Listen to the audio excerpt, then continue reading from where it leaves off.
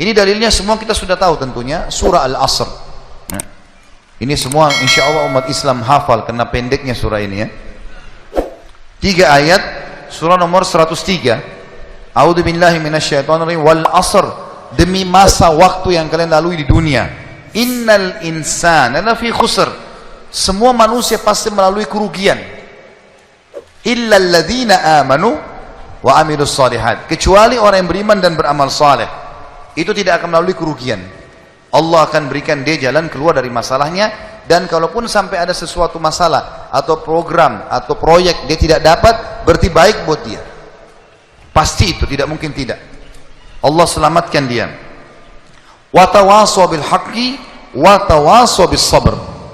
Maka saling mewasiatkanlah kebaikan ini dan kebenaran ini, dan saling mewasiatkanlah agar sabar selama hidup di dunia, karena kalian akan menuju ke akhirat.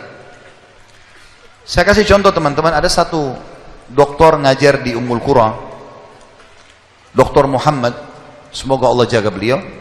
Saya pernah mendengarkan salah satu kaset ceramahnya luar biasa gitu. Dia kasih contoh, dia bilang ada seseorang, jazakallah khair, ada seseorang di Saudi, teman dia, salehnya luar biasa ibadahnya. Dia bilang, sholat malamnya gak kehilangan, sholat 5 waktu selalu on time, selalu menjaga istiqomah di jalan Allah, halal-halal, haram-haram.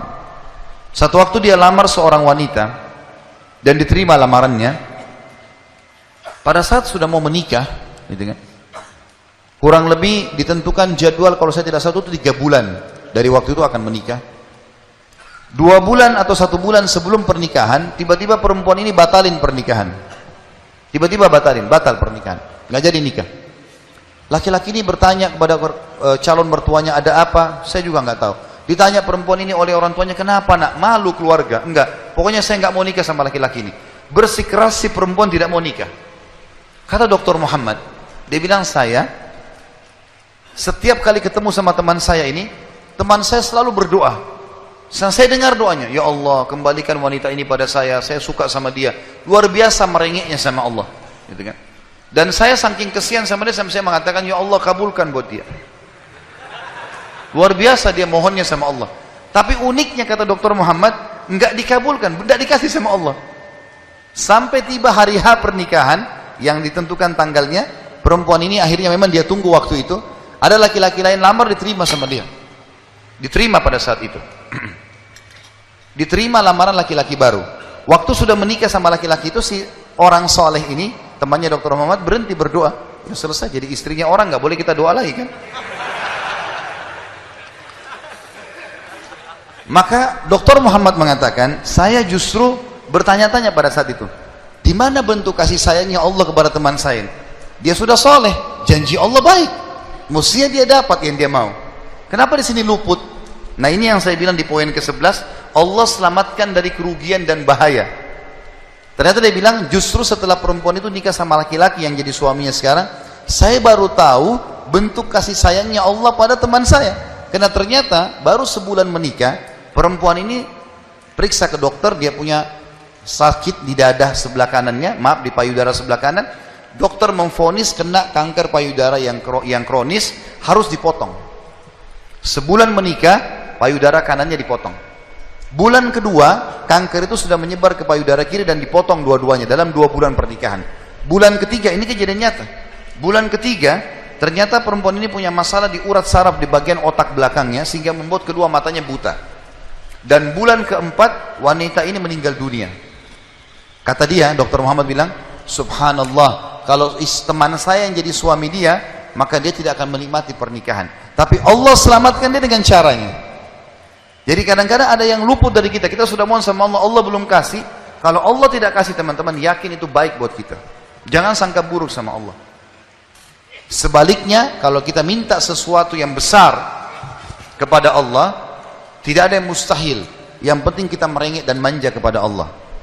Dalam kisah yang lain di Yaman, dan ini sempat kisahnya menghebohkan Timur Tengah, anak muda hafal Quran, matanya buta. Anak ini dari kecil tidak pernah sekolah, dia ditinggal di rumah, tapi orang tuanya panggilkan guru ngaji, dia hafal Quran. Satu waktu umurnya waktu mencapai sekitar 25 tahun, dia berpikir untuk menikah, punya perasaan fitrah manusia, walaupun dia tidak melihat dia ingin menikah. Setiap kali dia bicara sama ayahnya masalah pernikahan, ayahnya bilang, nak, siapa yang mau menikah sama kamu? Nggak ada kerjaan, matamu buta, gitu kan? Kalau misalnya ada orang yang simpatik, baru kita bukain pintu itu. Anaknya selalu merasa terpukul. Apa yang terjadi? Dia berdoa sama Allah. Dalam kisah ini dikatakan, dia cerita tentang dirinya, dia bilang, saya berdoa selama sebulan. Sebulan penuh berdoa. Mohon-mohon sama Allah. Kasih, ya Allah, nikahkan saya. Dan doanya begini, ya Allah, karuniakan saya wanita yang paling cantik di Yaman, yang paling pintar, yang paling kaya. Begitu doanya. Saya sengaja datangkan contoh pernikahan supaya tidak ngantuk ini. Langsung melotot matanya laki-laki di sini. Tapi memang kisah nyata terjadi seperti itu.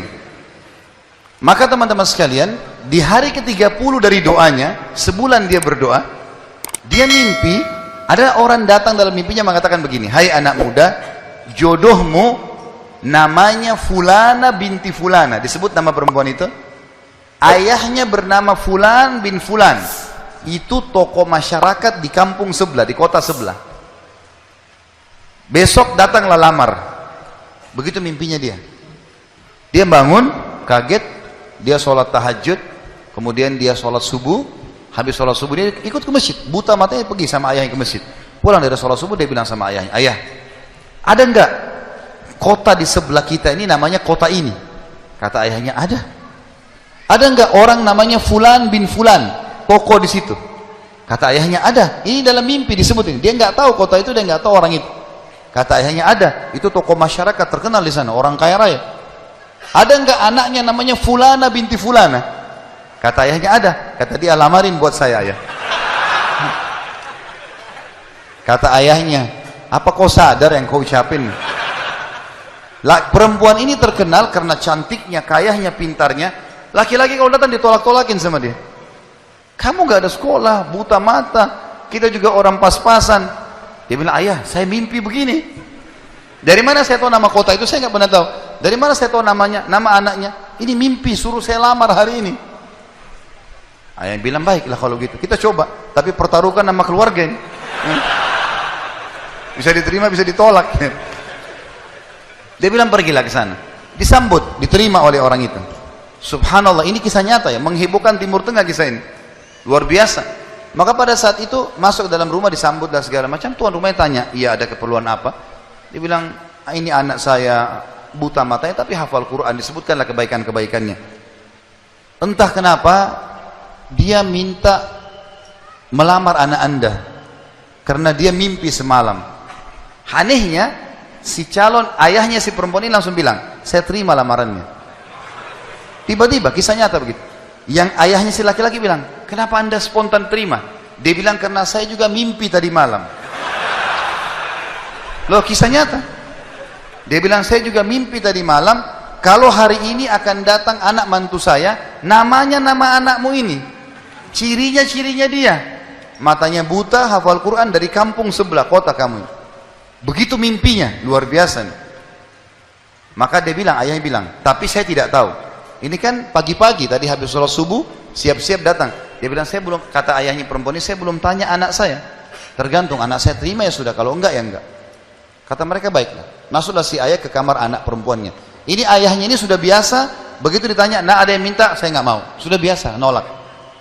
Kata dia, nak, dari kampung sebelah, kota ini, kampung ini ada si Fulan, matanya buta, mau melamar kamu. Anak perempuan itu bilang apa? Ayah nikahkan saya. Terima lamarannya. Kata ayahnya, bagaimana? Kau belum lihat orangnya? Dia bilang, tadi malam saya mimpi. Kisah nyata loh. Si perempuan itu mimpi. Mengatakan akan datang jodohmu besok, namanya Fulana bin Fulan, dari negeri kota sebelah, buta matanya, hafal Quran, terima lamarannya. Karena itu suami terbaik. Menikah gara-gara itu. Makanya sahabat dalam berdoa.